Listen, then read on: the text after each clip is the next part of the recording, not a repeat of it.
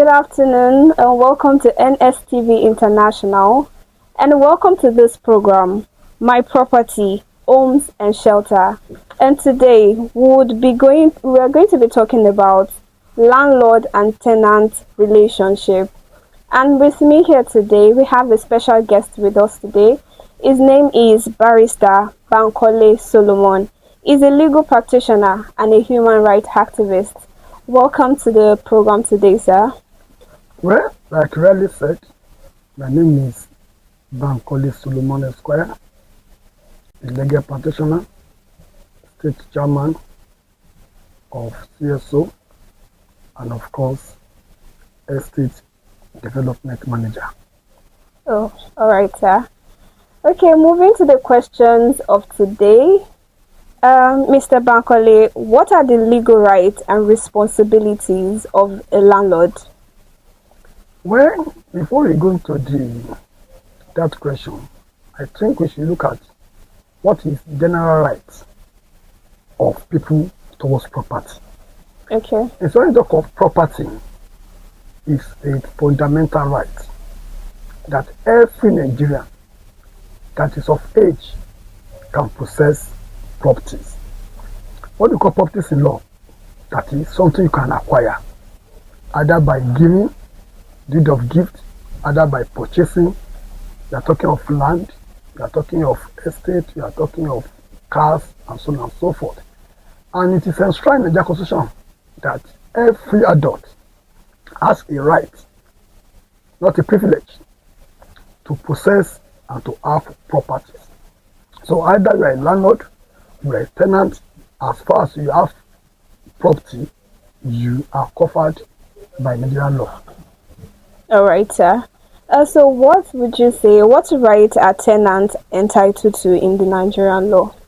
Well, when we are looking at tenancy law, a lot of privilege and rights are ascribed to a potential tenant. But it's quite unfortunate in this part of the world that tenancy are not regulated. That's why you see every Dick and Harry, every boy, every girl on the street, every man and every woman, those who are professional and those who are not. You see barber, you see mechanic, you see different set of people calling themselves agents. And because it's not well regulated, a lot of people are being scammed. A lot of people are being denied their fundamental rights. And because of the ignorance and desperation, people are falling into it. One, there are many rights that a tenant should have. One, in tenancy law, tenant is not inferior to the landlord. I need your house, you need my money. So it's on equal basis. So as law protect the landlord, the same law protect the tenant. One, you cannot just send out a tenant without following due process. Okay. What are the due process? A tenancy of 1 year requires a 6-month quick notice. It simply means if you rent an apartment, a house, a room, a duplex, whatever you call it, for a year, and it doesn't matter what could have come out of it, and if your landlord does not like your face again, the law protects you that you must be given a 6-month quick notice so that you can prepare yourself to look for that one. Secondly, tenant has a right to enjoy all the facilities in the house. We've heard a lot of information. I've handled a lot of cases where the landlord will say, you cannot get to this back, it's only for me and my children, you cannot do this. No, in law we call it appurtenances. Everything within the house are open to both tenant and landlord. And a lot of things like that. Should I continue? Okay, sir. Wait, let me ask you this. Do you think can a landlord just increase rent at any time? Or are there legal process for the landlord to follow or for the tenant to also follow? Or under what circumstance can a landlord legally evict a tenant? Well, eviction in law has to start from quit notice. Okay. Notice to quit. Like I said earlier, in law, you cannot take laws to your hand. Let me give you a practical example. Let us assume that I park into your house today, and you're a Christian, and I'm a chain smoker. You cannot just say because I smoke or because you don't like what I'm doing, you have to send me out. You have to follow the legal process. Okay. What is that legal process? Is that is notice to quit. And like I said, if I come into any house, pay 1 year, the law says they must give me 6 months. And after that 6 months, that is, I will pay, because we have this erroneous belief that when they give you quit notice, don't pay. No. As much as you live in any house, you must pay. Okay. When you are giving quit notice, you must pay. After that 6 months, and you are not out of the house, the law now empowers the landlord to write you to give you 7 days notice that he want to use his house, and from there it goes to court. Nobody can reject a tenant without court process, because the position of law is admission and sending them out should be legal process, and that process is quit notice, notice to quit, and 7 days possession, and of course we go to court. So no landlord has power arbitrarily to remove a tenant from a house, irrespective of any offense he must have committed. Let us assume he has committed crime. Landlord can go to police station and say, my tenant has committed this and this and this. The police will investigate. The person can go to jail, and that does not mean you can quit him out of the house unless the money expires and then you sign the right papers. Okay. So what should every tenancy agreement contain to protect both parties? Well, there are some fundamentals, but quite unfortunate, my dear sister. Sometimes tenants are so desperate. They can sign anything. They can even sign their death warrant. Yeah, I love that house. But when you talk of an agreement, tenants, listen to this. There's this mistake you are making when you pay for commission and agreement. First and foremost, the agreement must be paid by your landlord, not by you, because it was your landlord that engaged a lawyer, not you. Why should you have to pay for a service you never required for? But when they give to you, please take the agreement, look at it, peruse it, and ask questions. Those agreements can better be interpreted. 1, it must capture the tenancy terms.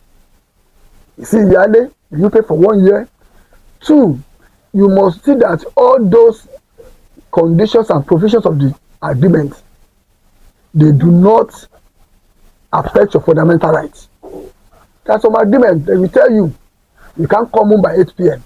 Once it's 8 p.m., go out. That is against your rights, because you have freedom to move of movement here and there.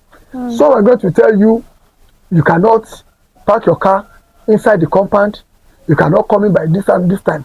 But you cannot say categorically what an agreement should look like. It's offer and acceptance. Okay. It's not left for the tenant to look at these are the conditions given by the landlord, go through it, give it to a lawyer to help you interpret it before you sign such agreement. So law does not say these are the rigid agreements that could be drawn out by the landlord.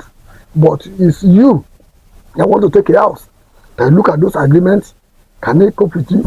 So agreement will tell you cannot have a store in your house as if you're a prisoner. So agreement will tell you when the landlord is doing party or is doing anything, you must go there as if you are part of the family. So it's because of lack of understanding and ignorance that makes tenants to rush into an agreement and they sign their death warrant. And after that, and say, I didn't sit. So the question is that you didn't sit, you spent 7-8 months in the house. Let me tell you something, my dear sister. Even some tenants are so desperate, they don't even collect agreement. They want to pay and let me have the key. That's why we are having a lot of problems here and there on tenancy and landlord matters. Hmm. Okay, sir. So let's move to property law.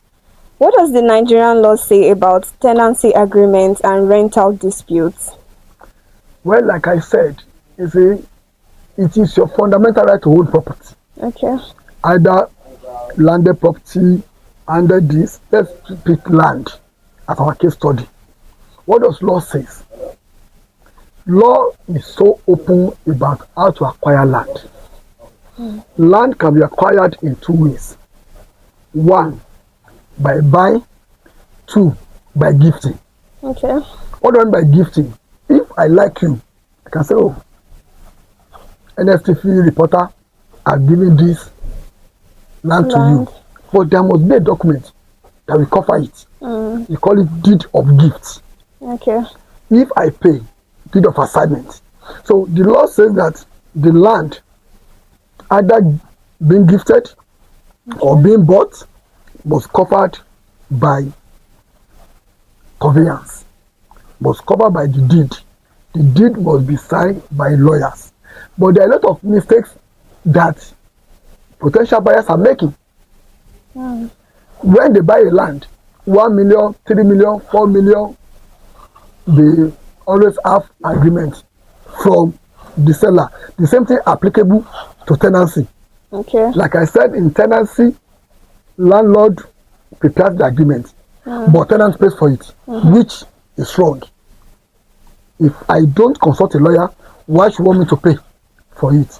So when you buy a land is 1 plot, it's 3 plots, it's 1 acre, irrespective of the size of the land, it must cover with family receipt.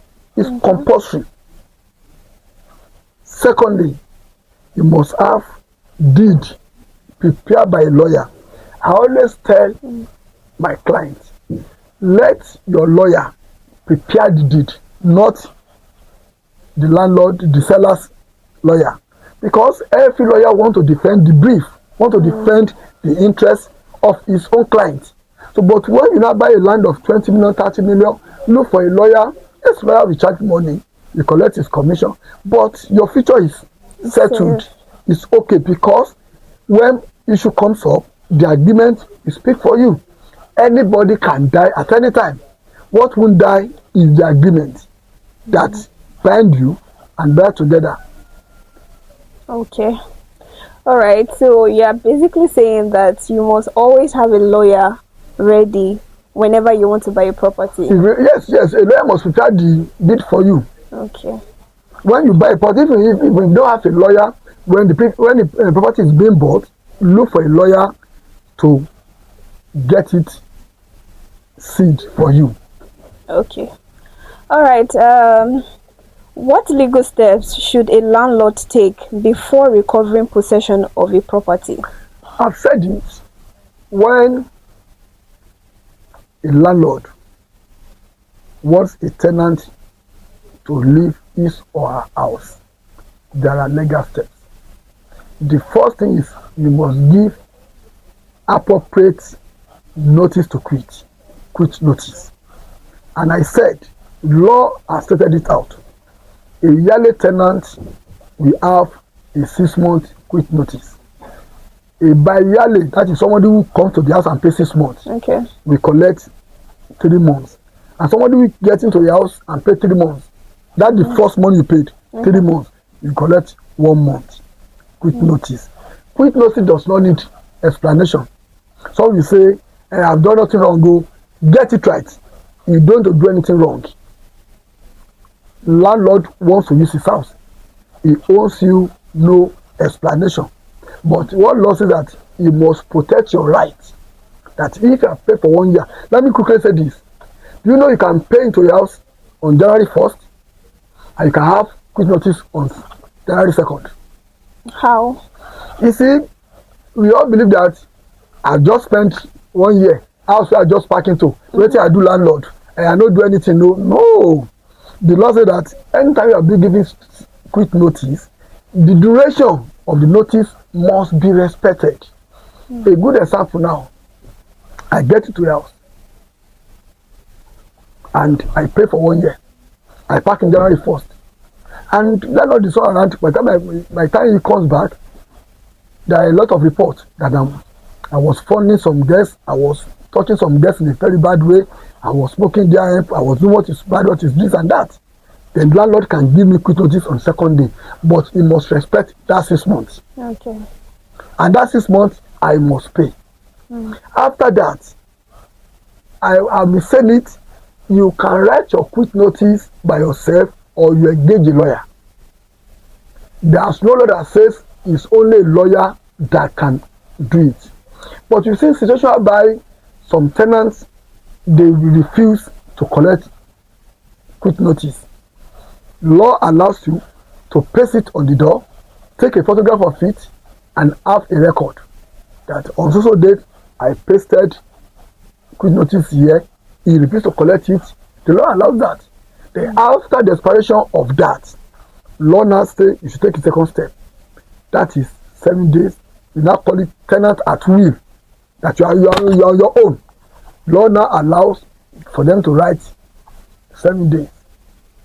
That is intention to get the house back to the landlord. If that fails, then we go to court of law.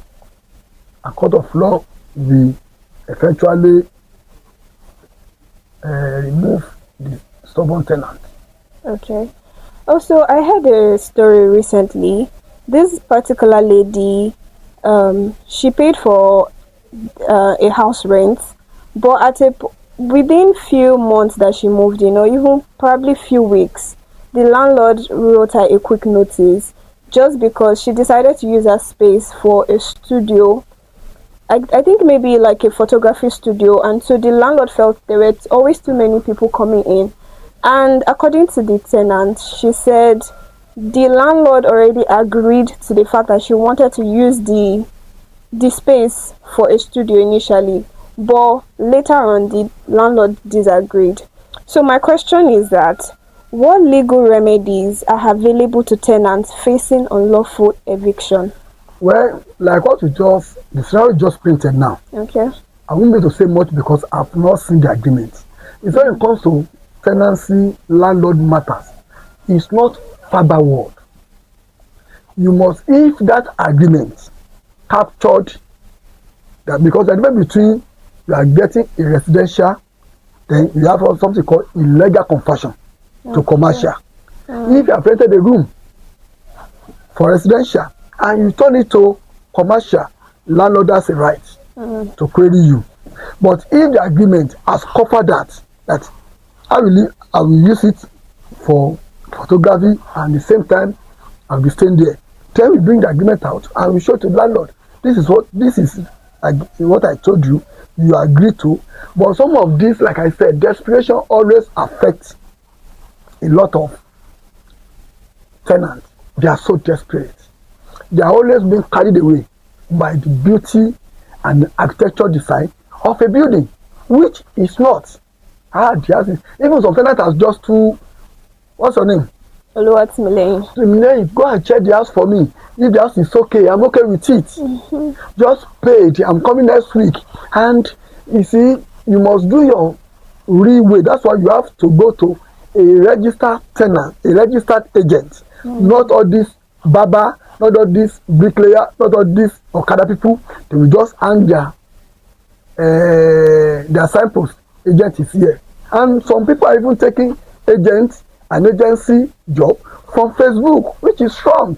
If you want to get such a house, you must be able to go to a proper office of a registered agent that has a registered company. So that if anything comes up, they can take it up. So such person, if we see the agreement between him and the landlord, we can advise him legally steps to take. But every tenant has a right to approach court of law if his or her right has been abused. Okay. All right. Thank you, viewers and listeners out there. Thank you for joining the program. And thank you to Mr. Bankole for being our guest on this show today. On the next week, we'll be talking about property ownership and the real estate practices. And more to come, we'll talk about property generally. If you would like to make inquiries about property and any questions you would have related to property, you can call on this number 081 219 21013. Thank you for joining us on this program. Goodbye.